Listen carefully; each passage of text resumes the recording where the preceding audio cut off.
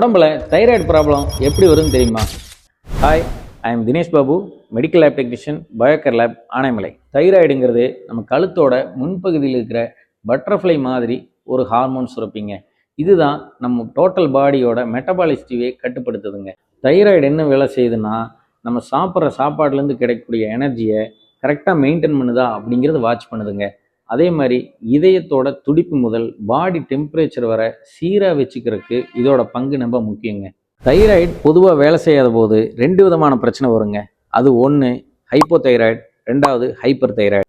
Hypothyroidism அப்படின்னா நம்ம உடம்புல தைராய்டு லெவல் குறைவாக சுரக்கிறது தான் இந்த காரணங்க. இது என்ன பண்ணால் உடல் எடை திடீர்னு அதிகரிக்கிறது, ஒரே படபடப்பு, மயக்கம், சோர்வு, முடி கொட்டுறது, தோல் வறட்சி, இந்த மாதிரி அறிகுறிகள்லாம் காட்டுங்க. ஹைப்பர் தைராய்டிசம் அப்படின்னா உடம்பு நல்லா இளைச்சிரும், வெயிட் லாஸ் ஆகும், டெம்பரேச்சர் அதிகமாகும், படபடப்பாகும், தூக்கம் இருக்காது, கண்களில் வீக்கம், இந்த மாதிரி இருக்கிறது ஹைப்பர் தைராய்டிசம். தைராய்டு ஜென்ஸை விட அதிகமாக லேடிஸ் தாங்க அதிகமாக பாதிக்குது.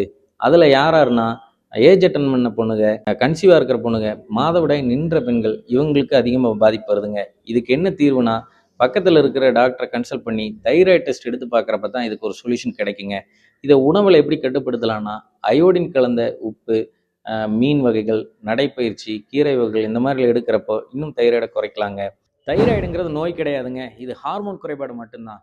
இந்த மாதிரி இன்ஃபர்மேஷனுக்கு பயோகேர் லேபை ஃபாலோ பண்ணிக்கோங்க, சப்ஸ்கிரைப் பண்ணிக்கோங்க.